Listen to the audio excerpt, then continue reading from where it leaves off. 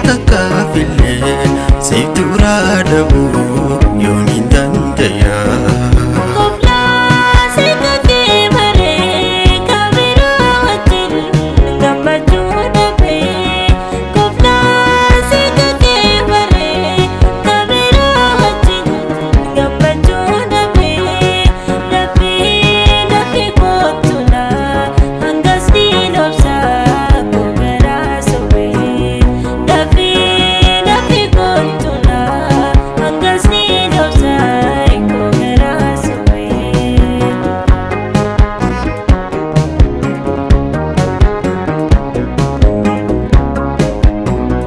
Garo bini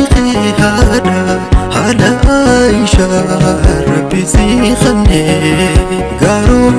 bini hada hala Aisha Rabbi zikhne ayo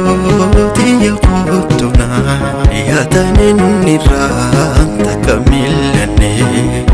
ayo tiya qutuna ya tanin niran takamilne